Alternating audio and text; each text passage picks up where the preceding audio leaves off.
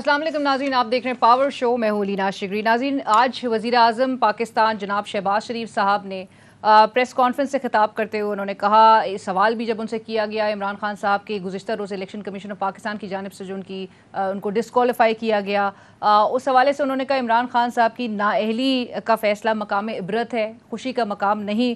साथ साथ उन्होंने ये भी कहा कि मुल्क की बेहतरी के लिए, पाकिस्तान के मुस्तकबिल के लिए वो हर दर पर जाने को तैयार हैं, बशर्त ये कि उसमें सिंसेरिटी हो, संजीदगी हो।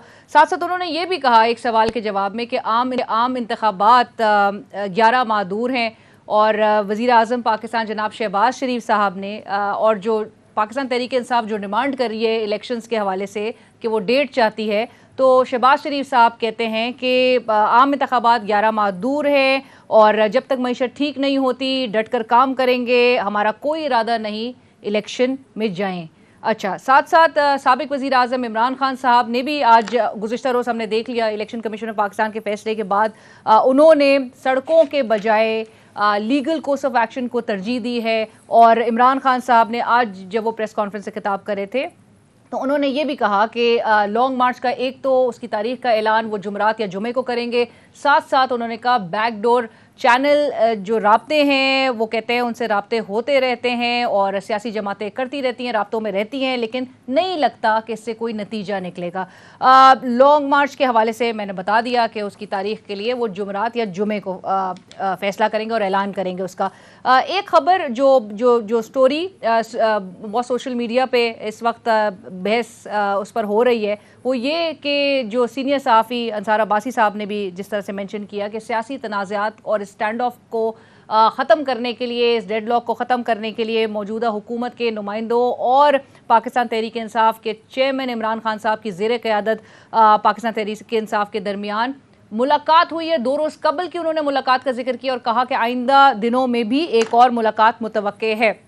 फिर गुज़िश्ता रोज़ से शहबाज शरीफ साहब के हवाले से भी कहा जा रहा है कि जी वो किसी की गाड़ी की डिग्गी में बैठ के चीफ से मिलने के लिए गए, इस किस्म की बातें। और फिर जो जमहूरियत और इसके हवाले से जो हम तकारीर सुनते हैं और जो हम पॉलिटिकल सिविलियन सुप्रीमेसी की बातें सुनते हैं, इस हवाले से ज़रा बात करेंगे और मामलात मुल्क के जाग किस तरफ रहे हैं। आज एक सवाल भी बड़ा इंपॉर्टेंट हुआ है, मैं डिस्कशन में भी इस सवाल को ज़रूर रेस करना चाहूँगी, जो आज एक रिपोर्टर ने वज़ीर आज़म शहबाज शरीफ साहब से किया था कि 19 सितंबर को जब ये फैसला महफूज हुआ था इलेक्शन कमीशन ऑफ पाकिस्तान की जानिब से और गुज़िश्ता रोज़ जो सुनाया गया, तो जब 19 सितंबर को महफूज हुआ था तो नेचुरली डिसाइड हो चुका था। 16 अक्टूबर को फिर एक पूरी एक्सरसाइज की गई, ज़िमनी इंतखाबात कराए गए जिसमें इमरान खान साहब 6 सीटें जीत जाते हैं और उसके बाद फिर ये फैसला दिया गया। क्या देखा जाना था या मुंतज़िर थे पीडीएम की पूरी अलायंस के देखें कि किसका नैरेटिव स्ट्रॉन्ग है, और जब वो नतीजा सामने आया तो उसके बाद फिर फैसला एकदम से सामने आ गया। मेरा से बात करेंगे, हमें ज्वाइन करें सीनियर सहाफ़ी तज्ज़ियाकार ज़ैगम खान और हमारे साथ शरीक गुफ्तगू रहेंगे सीनियर सहाफ़ी तज्ज़ियाकार अतर काज़मी साहब। अस्सलाम वालेकुम आप दोनों को। एंड ज़ैगम साहब, आज जो और गुज़िश्ता रोज़ से ही हम देख रहे थे वीडियो पैगाम पहले इमरान खान साहब ने जारी किया और ऑल्दो प्रोटेस्ट और एहतजाजी मुजाहरे मुख्तलिफ शहरों में नज़र आ रहे थे, लेकिन इमरान खान साहब ने बहरहाल आज वो जो इस्लामाबाद हाई कोर्ट का रुख भी कर लिया और मंडे अब वो हेयरिंग होगी, ऑल्दो कि वो चाहते थे कि फौरी तौर पर ये सुना जाए, समाअत इसकी शुरू हो। कैसे देख रहे हैं सर, और मामलात आपको जाते हुए किधर दिखाई दे रहे हैं? ये जो गुज़िश्ता रोज़ का फैसला आया है नाअहली का, आपको लगता है ये इमरान खान साहब को जो डेंट पहुंचाने की कोशिश की गई उससे वो वाकई में उनको अफेक्ट किया जाएगा इस फैसले के नतीजे में, या ये और स्ट्रॉन्ग बनकर सामने आएंगे? एक तो जुडिशल साइड है, लीगल साइड है और दूसरा पॉलिटिकल साइड है। तो ये जो मामला था तोशा खाने का, तो बड़े दिनों से कहा जा रहा था कि इमरान खान साहब के लिए काफ़ी ये ख़तरनाक हो सकता है, और ख़ास तौर पे जो उसके पैरेलल्स नवाज शरीफ के केस से हैं, और वो वाला हिस्सा तो अभी खुला ही नहीं है कि ये जो statement of asset and liabilities है उसमें अगर उन्होंने गलत डिक्लेरेशन दी है, जो यहाँ तक तो पहले फैसले की हद तक तो ये तय हो गया कि उन्होंने गलत डिक्लेरेशन दी है। अब हाई कोर्ट में जाहिर इसकी मजीद स्क्रूटनी होगी, तो इसका तो मतलब है कि उन पे 62(1)(f भी लगेगा उस तरीके से जिस तरीके से नवाज शरीफ पर लगा था, या लगना चाहिए अगर कानून एक तरीके से अप्लाई होता है, क्योंकि नवाज शरीफ पर भी यही इल्ज़ाम था नाअहली की हद तक कि उन्होंने अपनी जो statement of asset and liabilities यानी गोशवारा जिसको हम कहते हैं जो जमा कराया है इलेक्शन कमीशन में, उसमें एक आमदनी जो आनी थी नहीं आनी थी उसको बयान नहीं किया, और यहाँ जो आमदनी आई उसको बयान नहीं किया। तो इसलिए एक्सपर्ट्स वार्न कर रहे थे कि इस केस के बहुत से डायमेंशंस हैं जो डेंजरस हो सकते हैं। लेकिन जो आपकी दूसरी बात है उसमें बहुत वजन है कि पाकिस्तान में जिस तरीके से जुडिशल प्रोसेस और पॉलिटिकल प्रोसेस मिक्स अप होता है और मुसलसल रहा है, उसमें कोई शायद ऐसा पीरियड नहीं आया, कोई छोटा सा ही ऐसा पीरियड आया हो जब ये मिक्सअप ना हो और हम ये सवाल ना उठाते हो कि क्या इसके पीछे क्या मुहर्रिकात थे, क्या ये प्योरली जुडिशल प्रोसेस था या इस वक्त जो हवा चल रही है उसका नतीजा था। क्योंकि एक सवाल ये भी तो होता है ना कि जब हवा नहीं चल रही होती तो फिर ये चीज़ें क्यों नहीं होती। जब नवाज शरीफ साहब वापस आए थे तो उनको इतनी बहुत सी रियायतें मिली थी बहुत से केसेस में। इफ्तिखार चौधरी साहब ने पुराने बंद केसेस खोल के उनको उन केसेस में उन्होंने रियायत दे दी थी और चलते केसेस बंद कर दिए थे। उसके बाद जब उन पे बुरा वक्त आया तो वो केसेस जिनकी कोई ना सर था ना कोई पैर था, जिनकी कोई नज़ीर ही नहीं है, जिनको आपकी आला अदलिया के जज भी ओन नहीं करते बल्कि अब तो खुलेआम तनकीद करते हैं। आज जस्टिस काजी साहब ने क्या कहा, वो होने लगा। इमरान खान साहब को इस तरह की खुली छुट्टी थी कि 7 साल तक आप देखिए, मेरे ख्याल 7 साल से भी ज्यादा का अरसा बनता है, शायद पूरा एक डेकेड ही बन जाता है, जिसमें उनके ऊपर पॉलिटिकल पार्टी फंडिंग का केस चलता ही रहा और वो किसी नतीजे तक नहीं पहुंचा। अब वो आउट ऑफ फेवर हैं तो हमें लग रहा है कि उनके खिलाफ जो है वो केसेस भी खुल रहे हैं और केसेस के फैसले भी होने लग रहे हैं। इससे पहले तो हमने देखा था कि इससे बहुत ही सख्त केस जो आपने जो पीटीवी पर हमले का मामला था जी, जो वहां पर जो कुछ धरने के दरमियान में हुआ, पार्लियामेंट के साथ हुआ, वजीर आजम हाउस के साथ हुआ, उसमें वो इश्तिहारी थे और इश्तिहारी होते वो जाकर सुप्रीम कोर्ट में बैठते, हियरिंग में बैठते थे और उनसे कोई नहीं पूछता था। तो ये जो खल्त मल्त होना है, इससे मेरा ख्याल है पूरे प्रोसेस पर एतमाद खराब होता है। राइट। मैं अतर साहब, और जो ये लिस्ट भी बहरहाल पब्लिक की गई है, ये मजमूई तौर पर 13 करोड़ और ये जो 89,49,400 रुपीज़ ये जो मालियत थी, जो असेस्ड वैल्यू थी, इसके तहत इमरान खान साहब उनकी एहलिया को मिले, जिन्हें 3,78,84,050 रुपए के एवज खरीदा गया। सर, लॉ, और ये कहते हैं ना कि ignorance of law is of no excuse. Imran Khan साहब जिन्होंने बार एक सेट किया और जो उनका पूरा नैरेटिव था कि जो उनके ओपोनेंट्स हैं उन्होंने 35 साल से चोरी की है, प्लंडर किया है, मुल्क की दौलत जो है वो बाहर लेके चले गए, बाहर असासे बना लिए हैं, और एक इतना इस आवाम को बार बार ये दर्ज दिया जा रहा है कि जी एक रियासत मदीना के कॉन्सेप्ट पे लेकर वो चलना चाहते हैं। उनको क्या उनकी लीगल एडवाइजर्स में से किसी ने भी नहीं बताया कि जब वो ले रहे थे तहाइफ तो कितनी कीमत पे अदा करनी, कितनी कीमत पे खरीदा जाना था, जो जो जो जो लॉ भी है मौजूद? ऑब्वियसली जो भी उन्होंने चीज ली, कहीं पे ये जिक्र नहीं है कि उन्होंने कानून की खिलाफ वर्जी करके कोई चीज खरीदी। यहाँ पे ये कहा गया कि उन्होंने जो चीजें खरीदी थी, बाद में जो चीजों को बेचा, उसकी जो डिक्लेरेशन है उसका मसला है, उसके हवाले से वो नुक्ता उठाया गया। लेकिन इसके ऊपर जो नवाज शरीफ साहब के अपने वकील रह चुके हैं, सुलेमान अकरम राजा साहब, उनका क्या मौकिफ है, या किसी भी नामवर कानूनदान से आप पूछ लें इस केस के हवाले से उनका क्या मौकिफ, सब ये कह रहे हैं कि इंतहाई भोंडा किस्म का फैसला और अदालत के अंदर जाते साथ ही ये ओवरटर्न हो जाएगा। अब इस कलामी की माफी अतर साहब, इजाजत दीजिए, इलेक्शन कमीशन ऑफ पाकिस्तान के दायरा इख्तियार पे तो सवाल उठाया जा रहा है, लेकिन फॉल्स डिक्लेरेशन की बात पे क्या आप नहीं समझते कि ये itself is very concerning? Because Imran Khan साहब ने कहा बाकी सारे चोर हैं और उन्होंने एक पूरे एक बार ही हाइट सेट करके दे दिया है कि जी वो सादिक और अमीन भी उनको कोर्ट्स ने डिक्लेयर किया हुआ है और वो बाकी सारे एक तरफ है और वो एक तरफ है, और जो वो सियासत कर रहे हैं वो जिहाद है, जो वो लॉन्ग मार्च करने जा रहे हैं वो हकीकी आज़ादी है। जी देखिए, मैं उसी तरफ आ रहा था कि अब मसला ये कि इस फैसले को समझने के लिए ना आपको कानून से ज्यादा पीडीएम की ख्वाहिश समझनी पड़ेगी। जिस तरह की आज अखबारात में खबरें लगी कि करप्ट साबित हो गया, करप्ट ये कर दिया, इनकी ख्वाहिश क्या है? इनकी ख्वाहिश ये है कि किसी तरीके से उसी लाइन में खड़ा कर दिया जाए कि जनाब जहां पे वो करप्ट थे तो ये भी करप्ट थे। अभी ज़ैगम साहब ने भी जिक्र किया, आप अवामी शोर की कितनी तौहीन करेंगे भाई? आपके बेटों की दुबई में कंपनियां, उसके आप सरबराह, और आप दूसरी तरफ जो तोशाखाना में जो लीगली चीजें खरीदी गई, मैं समझता हूं किसी को नहीं खरीदनी चाहिए। कोई भी चीज तोशाखाना में आए, चाहे वो कोई किसी की भी हुकूमत हो, वो नहीं खरीदनी चाहिए। लेकिन एक कानून इजाजत देता है, शराफिया ने अपने लिए कानून बनाया हुआ है, तो उसके तहत लीगली एक चीजें खरीदी गई और उसका किस तरीके से आप मुआवजा कर सकते हैं कि जनाब सिर्फ अकामा पे सजा हुई। मुल्क का वजीर आजम और उसकी पूरी जो डिटेल्स थी वो हमारे सामने थी। फिर एवन फील्ड के अंदर उनको 7 साल की सजा हुई जो अभी भी कायम है, और उन्हीं फ्लैट्स में वो बैठे हुए, आज तक उन्होंने कोई मनी ट्रेल वगैरह नहीं दी है। तो मसला ये कि ये जोड़ने की कोशिश की जा रही है, ये सियासी नौयत का केस है, ये सियासी नौयत का केस है, इसमें लीगली जान नहीं है, ये सियासी नौयत का केस है और उसको सियासत के लिए इस्तेमाल किया जा रहा है। ये इसमें उतना ही कानून है जितना आज साले मोहम्मद MNA साहब की जो आपने तस्वीर देखी ना, जी, उसमें आपको PDM की जमहूरियत नजर आई। बिल्कुल बिल्कुल, ये सब आपका 3 साल से हमें कहते रहे कि हम इमरान खान के फैशिज्म का शिकार हैं। हालिया अरसे में जो कुछ हो रहा है, चाहे वो आजम सवाती साहब का केस हो, शहबाज गिल के ऊपर मुबैना तशद्दुद हो, या आज साले मोहम्मद की जो तस्वीर, क्या आज तक अलीना आप अरसे से सहाफत कर रही हैं, आज तक आपने किसी MNA की, किसी सियासी लीडर की इस तरह तस्वीर देखी है किसी आमरीत के दौर में भी, जो इस PDM की जमहूरियत के दौर में? इसलिए कि ये है इनकी जमहूरियत की असल अक्कासी जो आज हमें साले मोहम्मद की तस्वीर में नजर आई। राइट ज़ैगम साहब, मैं चाहूँगी अगर आपने भी कमेंट बहरहाल करने हैं, लेकिन वाकई में वो जिस तरह से ये तस्वीर जो है वो सरफेस की है, और एक सिर्फ एक एहतजाज करने पे इलेक्शन कमीशन ऑफ पाकिस्तान के बाहर एक साबिक MNA को इस किस्म का रवैया फेस करना पड़े।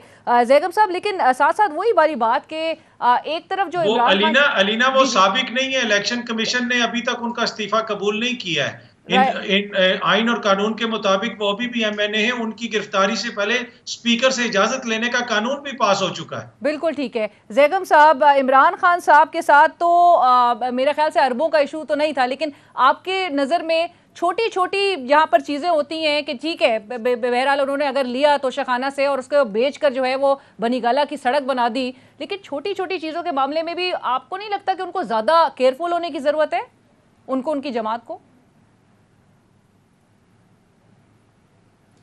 जो साले मोहम्मद साहब से हुआ, या किसी भी पब्लिक रिप्रेजेंटेटिव की अगर तौहीन होती है इस तरह, या किसी भी मुल्ज़िम की तौहीन होती है, अदालत सज़ा देती है, तौहीन नहीं करती। तौहीन करना पॉलिटिकल प्रोसेस, जुडिशल प्रोसेस का काम नहीं है, पुलिस को ये हक नहीं है। लेकिन ये बिल्कुल नया नहीं है, और इमरान खान साहब ने जो कुछ किया वो इससे बहुत ज़्यादा था, और बग़ैर किसी सबूत, बग़ैर किसी बात के हुआ। क्या राना सनाउल्लाह की गाड़ी से 20 किलोग्राम हेरोइन नहीं निकाली थी? उसमें रखी किसने थी?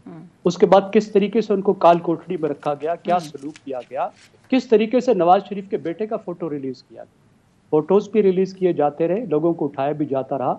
ये कल भी गलत था, ये आज भी गलत है। हमें असूलों के साथ खड़ा होना चाहिए, पार्टियों के साथ खड़ा नहीं होना चाहिए। इमरान खान साहब की जहां बात है, देखिए, मैं तो नवाज शरीफ साहब का जो बिजनेस का और पॉलिटिक्स का नेक्सस है, या किसी का भी है, मैं तो 1990 से इसके खिलाफ आवाज़ उठा रहा हूँ। मैं शुगर माफियाज के खिलाफ उस वक्त से लिख रहा हूँ जब कोई ये समझता ही नहीं था कि ये भी कोई मसला है। मैं तो कंसिस्टेंटली, जब ये शुगर मिल्स के मसले उठने लगे, मैं तो उससे 25 साल पहले से लिख रहा हूँ और इस नेक्सस का लिख रहा हूँ। तो मुझे तो उम्मीद थी कि करप्शन कोई निकाल कर दिखाई जाएगी, लेकिन करप्शन के नाम पर अगर आप किसी की परसिक्यूशन करते हैं, आप उसको सियासी एजेंडा बनाते हैं, तो ये बिल्कुल गलत होता है। अब एवन फील्ड की मिसाल दी गई, जज कहता है कोई करप्शन का सबूत नहीं है, करप्शन का कोई सबूत नहीं है। वो ये कहता है जी कि सिर्फ केस ही असेट बियॉन्ड बीन्स का है, और आपने ये भी तय नहीं किया कि उस बंदे के असेट्स कितने थे, जिस साल उसने एवन फील्ड खरीदा उस साल उसकी आमदनी क्या थी, उस साल उसने टैक्स कितने दिए थे, तो कैसे उसके मीन से बाहर था। आप थोड़ा तय तो करें ना, जो कानूनी तरीका है। इसी तरीके की दबड़दूस जो है वो साल हा साल की गई और इससे ज्यादा पैमाने पर की गई। तो मैं तो बिल्कुल असूली तौर पर खड़ा हूं कि नहीं होना चाहिए। इमरान खान बहुत ऑनेस्ट हैं, शायद होंगे, मुझे तो नहीं लगता। इमरान खान ने फाइनेंशियल टाइम्स और साइमन क्लार्क को सू क्यों नहीं किया? क्या वो थोड़े इल्जामात हैं? क्या जो उस टाइम्स की, फाइनेंशियल टाइम्स की स्टोरी है, क्या वो किसी बंदे को करप्ट सबूत साबित करने के लिए काफी नहीं है कि वो क्या कुछ कर रहा है, किस तरीके से एक फ्रॉड कर रहा है कि खैरात के नाम पे पैसे जमा करके वो ले रहा है, और गैर कानूनी पैसे, फॉरेन फंडिंग के खिलाफ, और उसको पार्टी की तरफ डाइवर्ट कर रहा है। और नकवी साहब की जिस तरह वो सपोर्ट कर रहे थे, एक तरफ से फंडिंग लेके दूसरी तरफ वो कर रहे थे। फिर उनका जो एक प्रॉपर्टी डीलर का मामला है कि 50 अरब रुपए दे दिए और 5 अरब रुपए ले लिए। और अभी जो चीजें खुल के आ रही है, मसला ये नहीं है कि एक बंदा कहता है जी तुम्हारा तो डाकू है और मेरा सिर्फ जेब कुतरा है। नहीं, मैं तो डाकू के भी खिलाफ हूँ, जेब कुतरे के भी खिलाफ हूँ। हाँ। मैं तो असूली बात पर खड़ा हूँ कि हाई प्रिंसिपल्स पर आपको खड़ा होना चाहिए। बात छोटी या बड़ी नहीं है। और खास तौर पे अगर कोई बड़ी बार सेट कर रहा है, किसी ने पॉलिटिक्स ही अपनी खड़ी की है बड़े प्रिंसिपल्स पे, किसी ने पॉलिटिक्स ही ट्रांसपेरेंसी पे खड़ी की है, पॉलिटिक्स ट्रांसपेरेंसी पे खड़ी की है। और आपकी हुकूमत के दरमियान में हर साल करप्शन बढ़ रही है। करप्शन परसेप्शन इंडेक्स पे आप हर साल गिर रहे हैं। राइट। तो कैसे आप ट्रांसपेरेंसी के जो है वो बहुत बड़े एक पैगंबर बन गए। हाँ, मैं अतर साहब, ये जो साइमन क्लार्क वाली बात जैगम साहब ने राइटली पॉइंट आउट की कि इमरान खान साहब इतनी बड़ी उन्होंने वो फाइनेंशियल टाइम्स में खबर दी थी, वुटन क्रिकेट उस वो जो फंड रेजिंग इवेंट था उसमें किस तरह से वो पैसे रेस किए गए और उसके बाद किस तरह से वो पाकिस्तान तहरीक इंसाफ के अकाउंट में लैंड किए। बहरहाल अब तक क्यों नहीं पाकिस्तान तहरीक इंसाफ ने उसके खिलाफ कोई एक्शन लिया, वो चीज़। और साथ साथ ये जो ट्रांसपेरेंसी की हम बात कर रहे हैं और ये जो बैकडोर चैनल राब्तों की जो बात हो रही है, इवेंचुअली मतलब नेशनल इंटरेस्ट के लिए कोई सोच भी रहा है। और अब जाने वाले भी वही हैं, जिनके पास जाया जा रहा है वो भी वही हैं, चाहे वो डिग्गी में बैठ के जाएं चाहे वो फ्रंट सीट में बैठ के जाएं। मतलब ये हो क्या रहा है आपके मुल्क में? जहां तक ये ताल्लुक है कि फाइनेंशियल टाइम्स की जो स्टोरी है वो जुर्म किस जुरिस्डिक्शन में हुआ है, वो लैंड किधर हुआ, पाकिस्तान की जुरिस्डिक्शन में, तो उसके ऊपर अब तक क्यों नहीं हुकूमत ने जो है कोई मुकदमा या नैब को रेफरेंस भेजा। हुकूमत नैब को रेफरेंस भेजे ना, हुकूमत किसकी है, नैब को रेफरेंस भेजे और इमरान खान को टास्क करें, पकड़े उसको और उसके ऊपर करें। अब ये जो रेफरेंस आया है, ये रेफरेंस भी कौमी असेंबली से आया है, उस असेंबली ने भेजा है। अलीना, हम इखलाकियात की बात करते हैं, जिन्होंने नैब के कानून में तब्दीली की, वो जो रेंटल पावर का केस है जिसमें जिस स्पीकर को फायदा हुआ, उस स्पीकर ने इमरान खान के तोशा खाना की मिस डिक्लेरेशन का केस भेजा है इलेक्शन कमीशन को। तो ये इनका मॉरल हाई ग्राउंड है जहां से ये लोग इमरान खान को टारगेट कर रहे हैं। दूसरी बात ये है कि जो एवन फील्ड के फ्लैट्स हैं, 15 बयानात तो शरीफ खानदान ने उसमें बदले। मतलब मेरी जहानत की या अवाम की जहानत की मैं कितनी तौहीन करूं अपनी जहानत की कि मियां साहब पार्लियामेंट में खड़े होकर कहें हजूर ये है जराए। अलीना, आज तक उन्होंने एक पर्ची नहीं दिखाई। बेटा कहता है 2006 में खरीदे, बेटी कहती है 2010 में के 12 में, कि हमारा तो कोई है ही नहीं है। बाप कहता है मुझे पता ही नहीं है, एक बेटा कहता है मैं किराए पे रहता हूं। तो खुदा के लिए कोई मतलब इसमें कोई चीज उनका कोई बयान मिलता है और अदालत कहती है कि उसका उससे कोई ताल्लुक ही नहीं है। तो अब इसमें ये सारी चीजें के साथ फिर क्यों नहीं कन्विक्शन हमें होती हुई नजर आई, या मुल्क से बाहर, और ये भी तारीख में पहली बार हुआ है कि उनको नवाज शरीफ साहब को बाहर जाने दे दिया गया, वो भी इमरान खान साहब की हुकूमत के दौरान काबीना ने फैसला किया।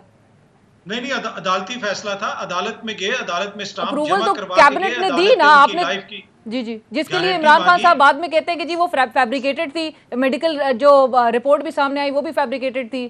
सो इमरान खान साहब के अब वो इमरान खान साहब इक़्तिदार से बाहर आने के बाद माजरत कतई कलामी की, लेकिन बाहर आने के बाद वो कह रहे हैं कि जी हुक्मरानी उनकी थी ही नहीं।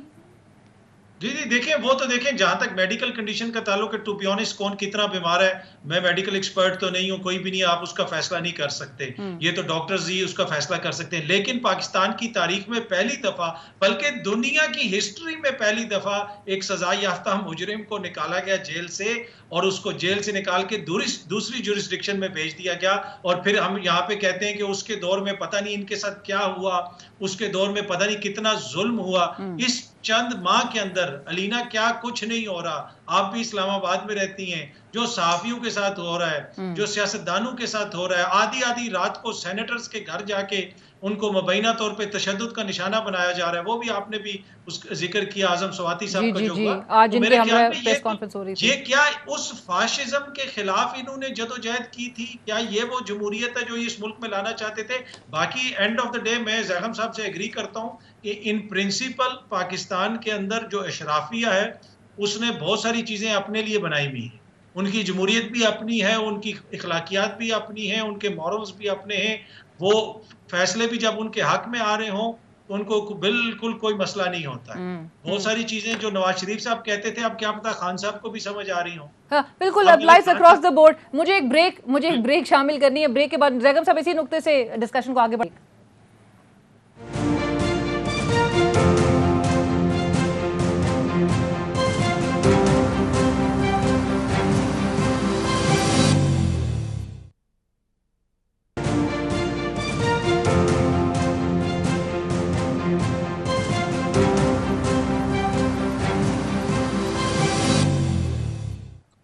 जी welcome back after break. Zaigham साहब, एक तो ये जो बैकडोर चैनल राब्तों की बात हो रही है और 2 रोज़ कबल भी कहा गया कि भाई मुलाकात हुई है नून लीग, ये मौजूदा हुकूमत के नुमाइंदे और पाकिस्तान तहरीक इंसाफ के दरमियान।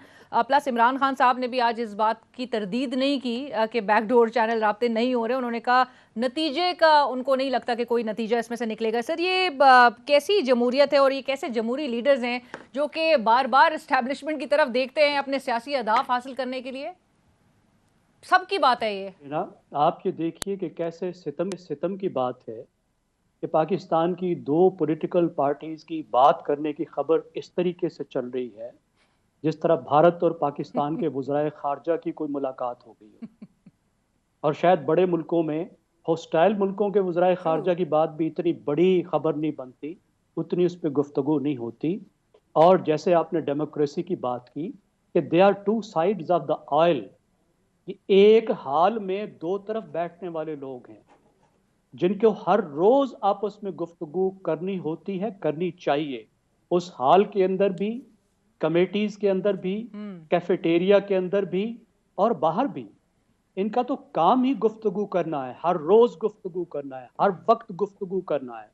तभी डेमोक्रेसी चलती है और मुल्क भी तभी चलते हैं जब दोनों sides of the oil, despite conflict, despite differences तो एक जमहूरी मुल्क में 1000 तरह के होते हैं। बिल्कुल।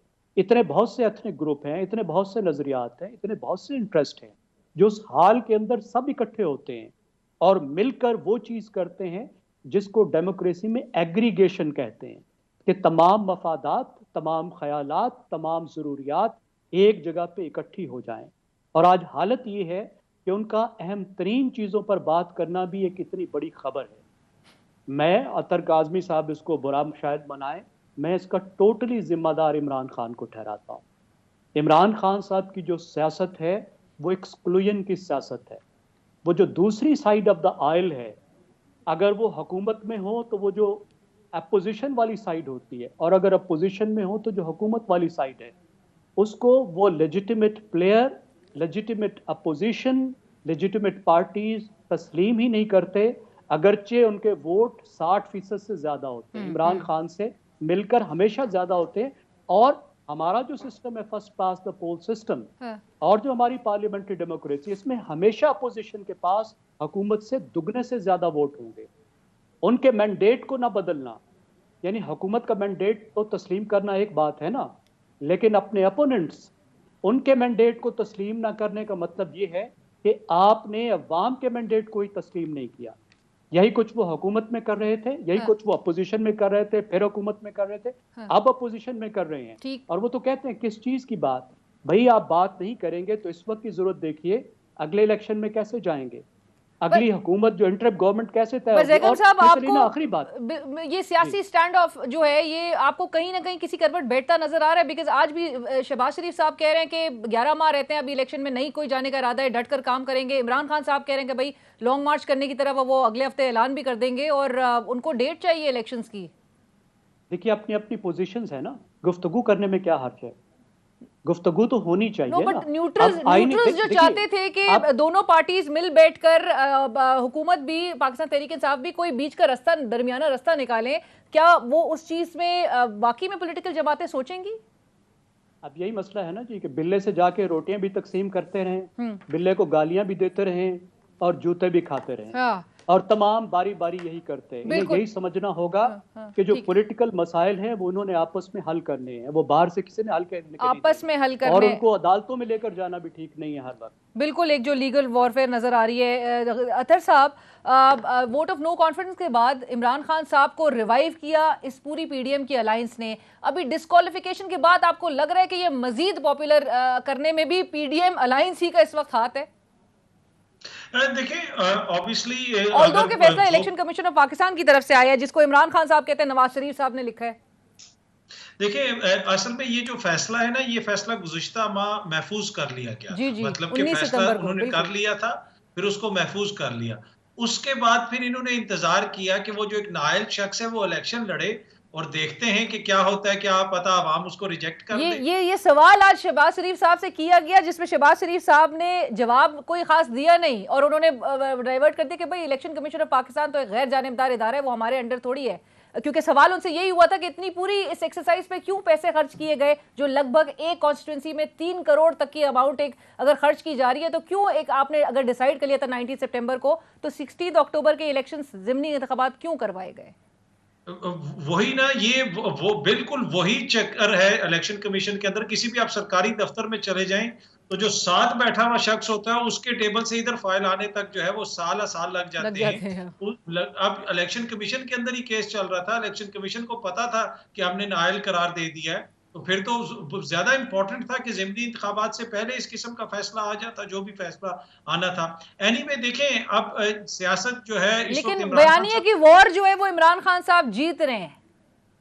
देखिए, ये बयानिए की वॉर इमरान खान नहीं जीत रहा। ये एक बड़ी मिसकॉन्सेप्शन है कि आप एक बयानिया बना लेंगे और आगे भेड़ बकरियां हैं और वो जो है वो उसको लेके चलना शुरू हो जाएंगे। देखिए, जो लोग अपनी अकल और शऊर के मुताबिक जिस चीज को लोग सही समझते हैं, वो जो ये जो डेमोक्रेटिक मीडिया है, सोशल मीडिया या दीगर जगहों पे, उसको लेके वो चलते हैं। अगर आप पैसे से या बातें ज्यादा करने से या आपकी कम्युनिकेशन में महारत से, तो फिर हर कम्युनिकेशन का प्रोफेसर और पीएचडी जो है वो लोगों को अपने आगे लगा लेता है। ऐसी बात नहीं है। जो लोग जिसको सही समझते हैं, जो लोगों को नजर आ रहा है, उसके मुताबिक वो अपना फैसला करते हैं। अभी लोगों को ये नजर आ रहा है कि पीडीएम क्या कर रही है, वो भी उनको नजर आ रहा है, खान साहब भी क्या कर रहे हैं, वो भी उनको नजर आ रहा है। जिसको वो सही समझते हैं उसका बयानिया फिर आपको आवाम के बीच में नजर आता है। और आपको अतर साहब इलेक्शंस कब होते हुए नजर आ रहे हैं, और ये जो कितनी सदाकत है इन बातों में कि बैकडोर राब्ते बड़े उरूज पर इस वक्त नजर आ रहे हैं, और इमरान खान साहब इलेक्शन लॉन्ग मार्च की कॉल शायद ना दें अगर कुछ 4-5 रोज में मटीरियलाइज कर जाए? देखिए, बहुत सारे दोस्त कुछ दिनों से ये बार बार कह रहे थे कि चीजें तय पा गई, और मैं गुज़िश्ता 2 हफ्ते से बार बार अर्ज किया था कि कोई चीज तय नहीं पाई। ना ही इलेक्शन की डेट मिलनी है, ना ही खान साहब को कोई रिलीफ मिलना है। ये हुकूमत इसलिए नहीं बनाई गई कि एकदम से खान साहब के हवाले कर दिए, जो स्पेशली इस मौके पे जब महंगाई अरूज पे है, सब कुछ जो है, अगर ये लोग अभी इंतखाबात में जाएंगे, इनमें से तो ये सारी पार्टियां मिलके भी लड़ेंगी तो इनका कुछ भी नहीं बचेगा। तो मुझे नहीं लगता कि ये कभी भी इंतखाबात पे रवां बरस मानेंगे। हाँ, अगर कोई कॉम्प्रोमाइज होता है, राब्ते अब सियासी सतह पे हैं, और तीसरे फरीक ने भी सियासतदानों को ये मैसेज पहुंचाया। ये मैं इंफॉर्मेशन की बुनियाद पे आपको बता रहा हूं, मेरे जराए ने मुझे बताया कि उन्होंने कहा कि जनाब आप आपस में मिलके बैठें, आप ये डिसाइड करें और इसके कोई हल निकालें। तो मेरे ख्याल में अब सियासतदानों पे जिम्मेदारी है। आप अगले साल की कोई देखें, अगर अगस्त नहीं है तो 2-3 महीने पीछे ले आए, खान साहब थोड़ा सा लचक दिखा दें, तो ये सियासतदानों को अब अहम फैसला करना। बिल्कुल ठीक है। एक लास्ट में ब्रीफली लास्ट फाइनल कमेंट कर दीजिएगा ज़ैगम साहब। आपने कहा कि हर इशू को लीगल फ्रंट पे भी जो लेके जा रहे हैं, आपने जो लास्ट कमेंट किया था वो भी आपके ख्याल में ठीक नहीं है, तो वो सड़कों पे भी एहतजाज की तरफ नहीं, फिलहाल उन्होंने गुज़िश्ता रोज भी जो उनका वीडियो पैगाम था, और नहीं उस तरफ जा रहे, और लीगल कोर्स ऑफ एक्शन को अगर वो तरजीह दे रहे तो इसमें बुराई क्या है? कि जब आप मसाइल जो जिनका फोरम पार्लियामेंट है उनको पार्लियामेंट में हल नहीं करते, जिनको पॉलिटिकली हल करना चाहिए उनको पॉलिटिकली हल नहीं करते, और then they land up in a court of law, वो चीज गलत है। उसके बाद तो आपने भुगतना ही है ना। जब अदालत में कोई चीज शुरू हो जाएगी, अदालत में जब कोई चीज चली जाएगी, तो फिर जाहिर है एक फरीक ने उसको भुगतना है। और कल बहुत वाइजली पीटीआई ने बिल्कुल ठीक किया, इस मामले को आगे नहीं बढ़ाया, और इस वक्त भी वो पीसफुल प्रोटेस्ट करना चाहते हैं तो उनका हक है। वो इलेक्शन अगर पुरअमन तरीके से पीसफुल प्रोटेस्ट के जरिए वो मांगना चाहते हैं, जमहूरियत में हक है, वो कुछ भी मांग सकते हैं। इमरान खान जो है या कोई भी पार्टी कोई आसमान की चीजें भी जमहूरी तौर पे मांगे वो उसका हक है, वायलेंस करने का हक नहीं है। लेकिन जो आपका कैपिटल है उस पर यलगार करने का हक नहीं है, इंसाइटमेंट टू वायलेंस का हक नहीं है, इन सब चीजों का हक नहीं है। लेकिन पीसफुल प्रोटेस्ट तो उनका हक है, वो कह रहे हैं इलेक्शन, तो इसमें क्या हक है। और उन्होंने आज भी जिस तरह से बात की उसमें बिल्कुल उन्होंने इंश्योर किया कि जी पुरअमन तरीके से एहतजाज किया जाएगा, फैमिलीज आएंगी, और कहीं से भी नहीं लग रहा जो कि शायद वजीर दाखिला को बार बार लग रहा है कि ये आके कुछ वायलेंस की तरफ बढ़ा जाएगा मामला। और जितने कंटेनर्स इस वक्त इस्लामाबाद में ऑलरेडी आ चुके हैं, ऑल्दो की डेट भी सामने नहीं आई है। बहरहाल thank you so much Zaigham Khan साहब, थैंक यू अतहर काज़मी साहब, आपका भी बहुत शुक्रिया ज्वाइन करने के लिए। बढ़ेंगे एक ब्रेक की तरफ और बात करेंगे इकोनॉमिक जो इस वक्त इश्यूज़ है, माशी फ्रंट पे हमें जो मसाइल और चैलेंजेस का सामना है। ऑल्दो के वज़ीर आज़म ने वज़ीर ख़जाना इसहाक़ डार साहब की बड़ी तारीफ़ की कि 10 से 15 रुपए डॉलर की कदर में कमी आ चुकी है उनके आने से। इसहाक़ डार साहब जिन्होंने रिसेंटली कहा वो आर बैक इन बिजनेस, क्या PDM की अलायंस के पास कोई रोड मैप इस वक्त तैयार है कि मौजूदा चैलेंजेस से निपटे। एक ब्रेक, और ब्रेक के बाद हमें ज्वाइन करेंगे इकोनॉमिक अफेयर्स पर एक्सपर्ट असद अली शाह साहब, ब्रेक के बाद।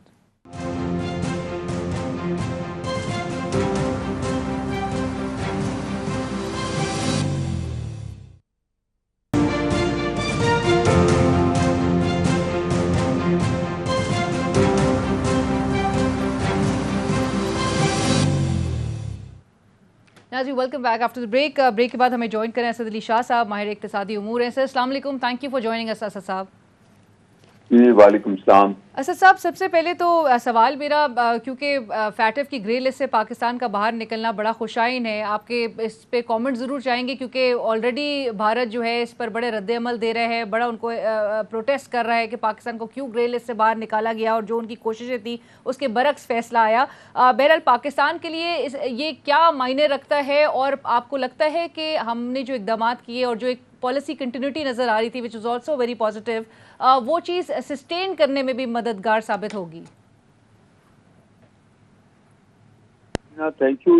ये खुशाइन है बिल्कुल, और इस पे जाहिर है काफ़ी 4 साल से इस पे काम हो रहा था। जब ये 2017 में हुआ था उस वक्त की हुकूमत ने भी इस काम शुरू किया था, और उसके बाद प्रीवियस गवर्नमेंट ने कंटिन्यूसली इस पे काम भी किया।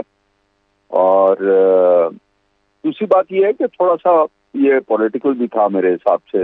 जो मेन इशू था हमारा वो AML में तो वीकनेस थी हमारी एंटी मनी लॉन्ड्रिंग में, लेकिन जो टेररिस्ट फाइनेंसिंग और उनकी प्रोसिक्यूशन का एस्पेक्ट था वहाँ पर जाहिर है काफ़ी हमने टाइम लिया, और बहरहाल उस पर कुछ एक्शंस वगैरह हुए। तो उन्होंने जो एशिया पैसिफिक ऑर्गेनाइजेशन है उनकी, और फिर ओवरऑल भी उन्होंने देखा कि अब ये रीजनेबल लेवल पे आ गए हैं, और वो हमें अच्छी बात है कि हम वाइट लिस्ट पे आ गए हैं। लेकिन मेरा ख्याल है कि हम वल्नरेबल रहेंगे उसमें भी अभी, अगर उसको कंटिन्यू हम नहीं करेंगे उनके सिस्टम्स और प्रोसेसेस को। तो अब जहाँ तक उसका इम्पैक्ट है, वेदर उससे क्या कोई इन्वेस्टमेंट फ्लोज शुरू हो जाएंगी या कोई इकोनॉमी बेहतरी की तरफ चलनी शुरू हो जाएगी, मेरा नहीं ख्याल कि इतना कोई उससे फर्क पड़ेगा। उसकी वजह यह है कि हमारा जो असल इशू है इस वक्त IMF प्रोग्राम में हम हैं, लेकिन जो हमें अगले साल में हमारी जो पेमेंट्स हैं और करंट अकाउंट डेफिसिट उसका जो रिक्वायरमेंट है $32 बिलियन, फाइनेंस मिनिस्टर साहब ने भी उसको मेंशन किया है। तो ये $32 बिलियन ऑल्दो हमने with help of friendly countries और international agencies IFIs like ADB, World Bank वगैरह मिला के हमने दिखा तो दिया है, लेकिन वो अचीव करना उसको वो अभी भी चैलेंज है मेरे हिसाब से। तो आप ये देखें कि पाकिस्तान का बॉन्ड जो यूरो बॉन्ड है वो अभी दिसंबर में हमने 2 महीने में रीपेमेंट करनी है, और मेरे ख्याल में वो $1 बिलियन से ज़्यादा नहीं है। और जिस पे previous finance minister and current finance minister also said कि हम पे करेंगे, उसका कोई इशू नहीं है, उसमें हम कोई रीशेड्यूलिंग की भी बात नहीं कर रहे हैं। बिल्कुल। लेकिन उसके बावजूद आप ये देखें कि वो तकरीबन 70% के डिस्काउंट पे चल रहा है। सो जो इंटरनेशनल रेटिंग एजेंसीज हैं, पहले मूडीज हैं और फिर कल परसों फिश ने भी हमारी रेटिंग जो है वो पाकिस्तान की जंक बॉन्ड की तरह की हुई है ना। तो पाकिस्तान में ऐसा कोई इन्वेस्टमेंट फ्लोज जो है एज ए डेस्टिनेशन तो मतलब कोई भी इसी तरह से नजर नहीं आ रही, क्योंकि बात यह है कि हम डे टू डे मैनेज कर रहे हैं और काफी इनकंसिस्टेंट बातें हो रही हैं। फिर फ्लड्स का काफी बड़ा डिजास्टर हुआ, उस पर भी लोगों को काफी कंसर्न है। तो और उस पर जो अनाउंसमेंट हुई, यूएन सेक्रेटरी जनरल आए, यूएसएड की जो हेड हैं वो भी आई, उन्होंने भी कहा कि बहुत ये क्लाइमेट चेंज की वजह से हुआ है और बहुत बड़ा डिजास्टर है, पाकिस्तान की मदद करनी चाहिए। लेकिन वो 500-600 मिलियन डॉलर्स की शायद कोई प्लेजेस आई थी, लेकिन मुझे लगता है कि कोई पैसे नहीं आए ज्यादा उसमें भी। राइट, बट असद साहब, ऐसे में जब इसाक डार के मुल्क का चार्ज और इकोनॉमिक अफेयर्स संभालते हैं और फिर वो ये कहते हैं कि वीर बैक इन बिजनेस और अब से हालात जो है वो बेहतर हो जाएंगे। आज शहबाज शरीफ साहब भी वज़ीर आज़म पाकिस्तान वो जब प्रेस कॉन्फ्रेंस से खिताब कर रहे थे तो उन्होंने उसमें भी कहा कि जी 10 से 15 रुपए तो डॉलर जो है उसकी कदर नीचे चली गई है, आगे भी हालात बेहतर हो जाएंगे और सारा चीज़ जो है वो पॉलिटिकल एक टर्मोइल मुल्क में नजर आ रहा है जो कि इकोनॉमिक स्टेबिलिटी अचीव होने नहीं दे रहा। डू यू थिंक इन मौजूदा हालात में डार साहब इज द राइट चॉइस? ये तो मैं I would not like to comment. Dar साहब हमारे अकाउंटिंग प्रोफेशन के हैं और उन्होंने लास्ट एज फाइनेंस मिनिस्टर जो है, ये बात दुरुस्त है कि is the only finance minister जिसने आईएमएफ प्रोग्राम कंप्लीट किया, तो ये तो उनकी पॉजिटिव है। ऑन द नेगेटिव साइड जो and obviously I am not going to comment on his cases, वो that is for the judiciary and I'll not get into politics of that, but the thing is कि उन्होंने जो ये जो currency को जिस तरीके से मैनेज करते हैं, मैं उससे बिल्कुल डिसएग्री करता हूँ। और इस वक्त जो भी पूरी दुनिया में डॉलर स्ट्रांग हो रहा है और बहुत सारी करेंसीज इवन यूके पाउंड और बाकी करेंसीज भी जो है ना, बिकॉज एक सुपर साइकिल है इन्फ्लेशन का और हमारे इंपोर्ट्स बहुत ज्यादा हैं और वो और ज्यादा हो गए बिकॉज हम ऑयल इंपोर्ट करते हैं, ज्यादातर चीजें जो इंपोर्ट करते हैं वो महंगी हो गई हैं। और फिर फेड ने इंटरेस्ट रेट्स बढ़ाना शुरू किया है, तो उसकी वजह से अगर आप इसको मैनेज करेंगे तो मैनेज होगा नहीं। करेंसी जो है ये 200 जो बात कर रहे हैं वो मुझे नहीं लगता कि ये 200 रुपए पे आएगा। आपने देखा कि एक साइकोलॉजिकली और लोगों ने कुछ होल्ड भी किया हुआ था, तो एक अच्छी बात है। डार साहब ने एक पोजीशन जो ली हुई थी तो कुछ रुपया जो है थोड़ा सा स्ट्रेंथन हुआ और डॉलर नीचे आया, लेकिन पिछले 5-6 दिनों से आप देखें वो भी आहिस्ता आहिस्ता दोबारा डीवैल्यू होता हुआ नजर आ रहा है, डिप्रिशिएट हो रहा है। और ये सारी करेंसी हमारा बहुत ज्यादा हुआ है बिकॉज हमारी वल्नरेबिलिटी ज्यादा है। अब मतलब ये कि किस तरीके से कोई आप उसको डॉलर को जो है रुपया को कैसे मजबूत करेंगे, कोई हमारे पास इतने डॉलर्स तो है नहीं, 7-8 बिलियन डॉलर्स रह गए हैं। तो अगर वो अभी 1-1.5 बिलियन डॉलर ये हमें पेमेंट करनी है, वो जो एडीबी से पैसे आएंगे उसमें चले जाएंगे। बट असद साहब, आप इन चैलेंजेस से आप देख रहे हैं, जी सॉरी कता कलामी की माफ़ी, लेकिन मौजूदा ये जो सियासी अदम इस्तेकाम है, इट्स ऑलवेज को रिलेटेड विद योर इकोनॉमी। जब तक ये सेटल नहीं होता, आपको लगता है कि इकोनॉमी में प्रेशर्स रहेंगे, वॉलेटिलिटी रहेगी, चाहे करेंसी मार्केट हो चाहे स्टॉक मार्केट हो, और चैलेंजेस जो है वो मौजूदा हुकूमत संभालने में नाकाम रहेगी अनलेस कि पॉलिटिकल फ्रंट पे कोई ये स्टैंड ऑफ ख़त्म करने की तरफ ना आए? जी बिल्कुल, पॉलिटिकल अनसर्टेनिटी जो है वो उससे और इकोनॉमिक कंडीशंस, इकोनॉमिक अनसर्टेनिटी और कंपाउंड हो रही है और खराब हो रही है, उसमें तो कोई शक ही नहीं है। और फिर बिकॉज पीडीएम देखें, जब पीडीएम की हुकूमत नहीं आई थी तो पीटीआई से नहीं हुकूमत चल रही थी, और फिर पॉलिटिकली दे वर लूजिंग, सारी इलेक्शन हार गए थे। अब ये इतना बड़ा इन्होंने पीटीआई को तो निकाला, लेकिन उसको पॉलिटिकली काफी रिवाइव कर दिया है इमरान खान को, और ये जो मेरे ख्याल में डिस्क्वालिफिकेशन हुई है उससे पीटीआई को और बूस्ट मिलेगा, सिंपैथी फैक्टर और होगा। तो एंड इवन यू थिंक कि जनरल इलेक्शंस में भी इनके लिए ये बड़ा पॉजिटिव रहेगा फिर? जी मेरे हिसाब से तो बिल्कुल पॉजिटिव रहेगा, क्योंकि लोग ये देख रहे हैं कि बाकी पॉलिटिकल लीडर्स के जो हैं वो डिस्क्वालीफाई नहीं हो रहे और ये डिस्क्वालीफाई हो गए हैं। तो बात तो I think they will gain sympathy, इसमें तो कोई शक ही नहीं है। राइट। और लास्ट में जी जी जी जी जी जी प्लीज। और प्लस देखे ना, मोमेंटम है उनके पास जो है, और मोमेंटम इस वजह से नहीं है कि कोई पीटीआई की परफॉर्मेंस बहुत अच्छी थी। मोमेंटम इसलिए है कि पीटीएम का जो अलायंस है उनसे भी हुकूमत नहीं चल रही है। आप देखें एनर्जी का बहरान जो है और खराब से खराब तर होता जा रहा है, उसको कैसे चीज ठीक करेंगे उस पर कोई थिंकिंग भी नहीं है। उन्होंने कोई पीटीआई ने कोई टास्क फोर्सेस तो बनाए थे, कुछ सोचते तो थे, कम से कम डिलीवर वो भी नहीं कर रहे थे, लेकिन ये तो सोच भी नहीं रहे उधर।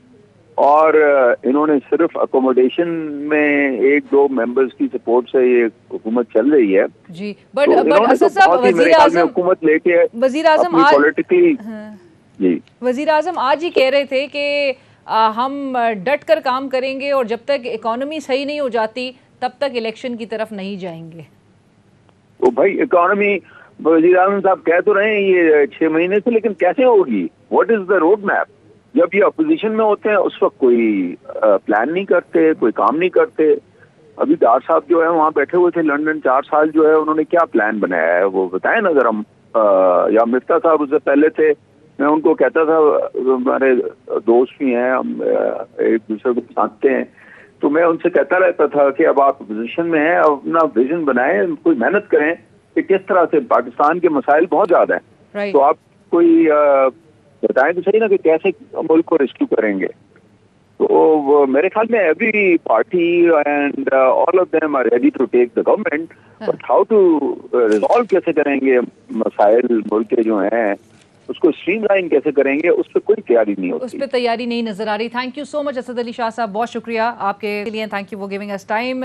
रोड मैप क्या है? असद अली शाह साहब का भी कहना यह है कि पीडीएम अलायंस जो है उनसे हुकूमत नहीं चल रही, और उसके लिए किस तरह से मुल्क को इस बहरान से बाहर निकालेंगे, उसके लिए एक रोड मैप जो दरकार होता है वो अब तक रोड मैप नज़र नहीं आ रहा। प्रोग्राम की टीम और लीना शिगरी को इसी के साथ इजाज़त दीजिए। अल्लाह हाफ़िज़।